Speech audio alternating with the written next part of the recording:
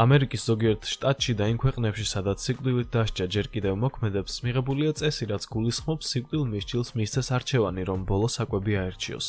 სიკვდილით მსჯავრდებულებისთვის დასჯის წინ ბოლო საკვების შეთავაზების ტრადიციამ პატიმრების მხრიდან გამოიწვია საკმაოდ უჩვეულო და ხშირად უცნაური მოთხოვნები.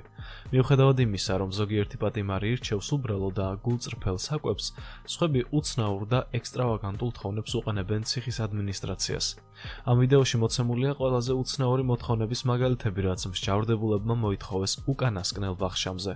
მაშასე, ბოლომდე უყურე ვიდეოს. ვიქტორ ჰარი ფეგერი.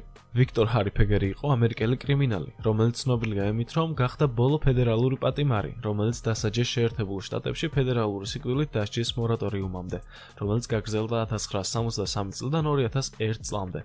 ფეგერის საქმეს და მის სიკვდილით დასჯას აქვს ისტორიული მნიშვნელობა შეერთებული შტატების მიერ სიკვდილით დასჯის პრაქტიკაზე. ვიქტორ ფეგერი დაიბადა 1935 წელს მიჩიგანში. მას ჰქონდა პრობლემური ბავშვობა და კრიმინალური ქცევის ისტორია, მათ შორის ქურდობა და ძარცვა. 20-იანი წლების შუა პერიოდისთვის ის ჩართული იყო დანაშაულებრივ ცხოვრებაში. 1963 წლის 15 მარტს 28 წლის ვიქტორ ჰარი ფეგერი ჩამოხრჩობით სიკვდილით დასაჯეს ამერიკის შეერთებული შტატების სასჯელ აღსრულების დაწესებულებაში ტერჰაუთში, ინდიანას შტატში. მას ბრალი ედებოდა გატაცებასა და მკვლელობაში. მან საკუთარ ბოლო ვახშამზე მოითხოვა მხოლოდ ერთი ცალი მწვანე ზეთისხილი. მისი სიკვდილით დასჯის შემდეგ ჯიბეში სწორედ იმ ზეთისხილის კურკა უპოვეს, რომელიც ბოლო კვებაზე შეჭამა.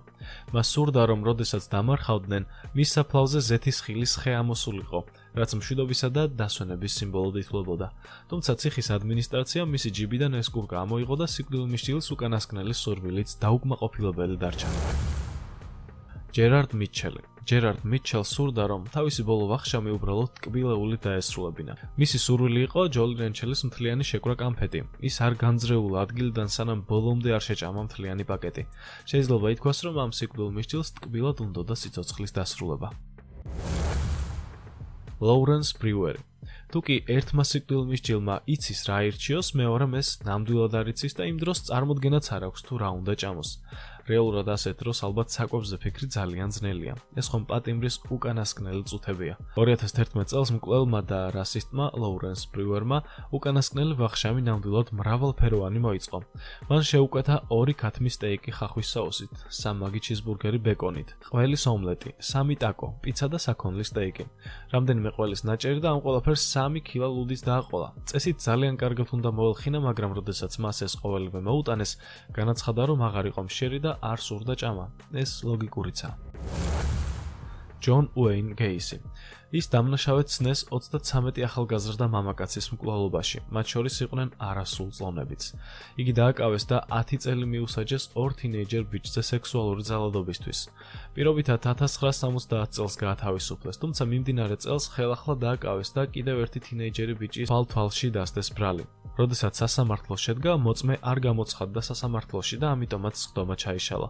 რამდენიმე წელში გეისი ისევ უჩივლა 2 ბიჭმა გაუპატიურების გამო, თუმცა ისინიც არ გამოჩნდნენ. პოლიციამ ჯონი დაკითხა მათი გაუჩინარების გამო. შემდეგ უკვე გახდა ცნობილი, რომ მან თავისი პირველი მკვლელობა 1972 წელს ჩაიდინა, როდესაც ახალგაზრდა თინეიჯერი ტიმოთი მაკქოი თავის სახლში შეიტყუა. 1978 წელს 11 დეკემბერს 15 წლის რობერტ ფიცი დაიკარგა.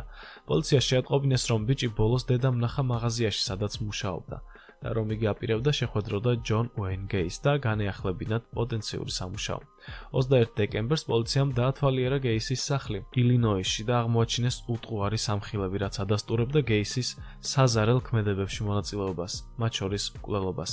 შემდეგ გაირკვა, რომ მსხვერპლთა რაოდენობა 33-ს შეადგენდა და რომ ისინი ჯერ დამწვრები, შემდეგ კი დამარხულები იყვნენ სახლის საძირკველში. გეისი მსხვერპლს ეუბნებოდა, რომ მას მათთვის სამსახურის შეთავაზება შეეძლო და ეს საკითხი უნდა განეხილათ. ასე იტყუებდა იგი მათ სახლში, შემდეგ კი სექსუალურად ძალადობდა მათზე. მკვლელობისას იგი ჯამბაზის ფორმას იცვამდა. სასამართლო 1980 წელს 6 თებერვალს შედგა. გეისიმ დანაშაული აღიარა. სერიულმა მკვლელმა მეტსახელად ჯამბაზმა სიკვდილის წინ საკმაოდ მრავალფეროვანი საკვები მოითხოვა. შემწვარი კრევეტები, ქათმის ფრთები, კარტოფილი ფრი და მარწყვი.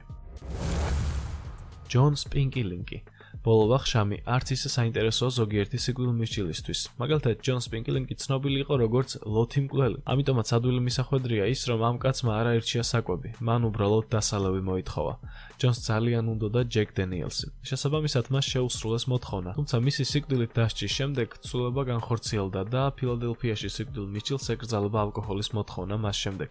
თუმცა აშკარად სიკვდილით დასჯის წინ დათრობა არც ისე ცუდი იდეა, ნაკლებად ინერვიულებდა. ალინ უორნოსი. ალინ უორნოსი 2002 წელს გაასამართლეს. მანაც სასმელი მოითხოვა სიკვდილის წინ, თუმცა ალკოჰოლური არა. მას სურდა ერთი ფინჯანი შავი ყავა. ისე არ მოუკვდები თუ დილის ყავას არ მივირთმევ. როგორც აღმოჩნდა, მას ბოლომდე სჯეროდა, რომ ის დღე მისთვის უკანასკნელი არ იქნებოდა. რიკი რეი რექტორი. რიკი რეი რექტორი იყო ამერიკელი მკვლელი, რომელიც სიკვდილით დასაჯეს 1991 წელს პოლიციელის რობერტ მარტინის მკვლელობისთვის კონუენში, არკანზასი. რესტორანში მამაკაცის მოკლისა და გაქცევის შემდეგ რექტორმა 3 დღე გაატარა გაქცევაში, სანამ დათანხმდებოდა თავის ჩაბარებას. თუმცა, თავის დანებების ნაცვლად ზურგში ესროლა პოლიციელს, რომელიც მოლაპარაკებას აწარმოებდა. რიკის ფიქრობდა, რომ ბოლო კვება საკმაოდ მრავალფეროვანს მოიწყობდა. მან შეუკვეთა სტეიკი, ქათმის ფრთები, ალუბლის ლიმონადი და თხილის ჩიზკეიკი. მან ყველაფერი შეჭამა ჩიზკეიკის გარდა. როდესაც კითხეს თუ რატომ არ შეეხო ჩიზკეიკს, მან თქვა, რომ ცოტა ხანში შეჭამდა, დაბრუნების შემდეგ. ესეც მისი მხრიდან ერთგვარი უცნაური ხუმრობა გამოვიდა. ტიმოთი მაკქვეი. ის დაიბადა 1968 წლის 23 აპრილს. მემარჯვენე და ანტიკომუნისტური შეხედულებები მას ბავშვობიდანვე განუვითარდა. როგორც შემდგომში თვითონვე განაცხადა, მას ყოველთვის უჩნდებოდა პროტესტის გრძნობა ამერიკის შეერთებულ შტატებში შავკანიანების თავს გასული საქციელებისა და ებრაელების მიერ მასმედიაზე კონტროლის გამო. 1995 წლის 19 აპრილს ტიმოთი მაკქვეიმ ასაფეთქებელი ნივთიერებებით სავსე ავტომობილი მიაყენა ოკლაჰომაში განლაგებულ ალფრედ მარის სახელობის ფედერალურ შენობასთან და დისტანციური მართვით ააფეთქა ის. აფეთქება იმდენად ძლიერი იყო, რომ შენობის ნახევარი სრულიად ჩამოიშალა. აფეთქების შედეგად 159 ფედერალური აგენტი და 19 ბავშვი გარდაიცვალა. ბავშვები ფედერალური აგენტების შვილები იყვნენ. მაკქვეისთვის არ იყო ცნობილი, რომ შენობის მეორე ნაწილში ბაღი იყო განლაგებული. სიკვდილის წინ ტიმოთიმ მოითხოვა 2 დიდი ქილა ნაყინი.